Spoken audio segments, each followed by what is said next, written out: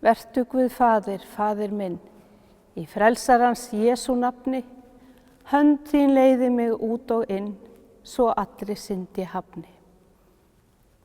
Þegar við erum óttaslegin og kvíðin, þá leitum við oft í þessa fallegu mynd af hönd Guðs og lófa.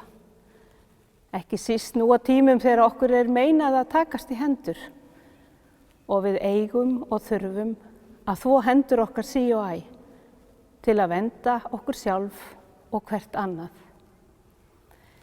Handartakið er okkur svo eiginlegt á hvaða aldri sem við erum. Við heilsumst og kveðjumst. Við leitum eftir styrk með því að grípa í hendur hvers annars. Barnið sem að leggur hönd í lófa þeirra sem eldri eru og er leitt fyrstu skrefin. Leitar þar eftir trausti og öryggi. Biblían á margar myndir af hönd Guðs sem að leiðir og styður. Orðin úr 139. Davíðshálmi. Þótt ég lyfti mér á vængi morgunroðans og settist við hið ysta haf, einnig þar myndi hönd þín leiða mig og hægri hönd þín halda mér. Í einum af snilldar passíusálmum Hallgríms Péturssonar, þeim 44. Þar er fjallað lófan og höndina á margs konar hátt í tengslum við píslarsögu Jesú Krists. Eitt versið heyrðist hér í byrjun og svo könnust við hluta úr öðru versi. Láttu Guðs hönd þig leiða hér, lífsreglu halt þá bestu. Hönd Guðs er magnað fyrirbæri og lófin líka.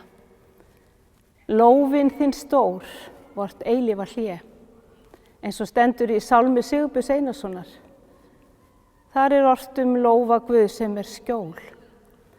Og í öðrum enn nýrri sálmi Sigurbjargar Þrastardóttur stendur: Ég leiði þig, ég lýsi þér. Og svo koma þessi orð: Lófið þinn er lifandi og fundin.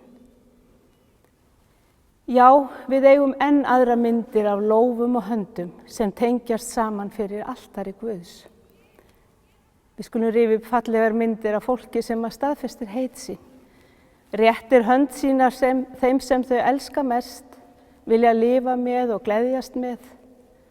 Líka þegar barn er borið til skírnar.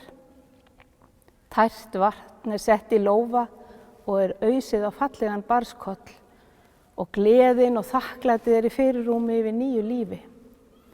Fallegar, gleðiríkar myndir sem er okkur lífgjöf á þrúgandi dögum.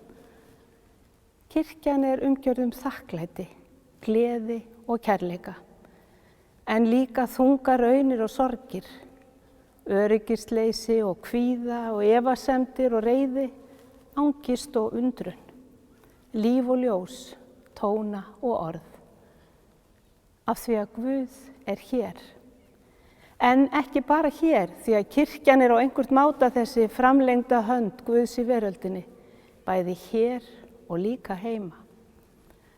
Og nú þegar að ísin og þísin hljóðnar og við höldum okkur heima, við kúrum í sófanum eða tökum til í gömlum myndum og minningum, eldum góðan mat, sötrum úr kaffibollanum og kíkjum í góða bók, já, lesum ólesnu doðrantana, tölum saman rafrænt eða í síma og þrösum bara og hlæjum og látum okkur leiðast líka. Þá er kirkjan, Guð, heima hjá þér og mér. Þar erum við í hendi Guðs, höndin sem við getum snert. Þar erum við umlukin lófa Guðs. Lófin sem er skjól og lófin sem fyrir Guði er lifandi og fundin.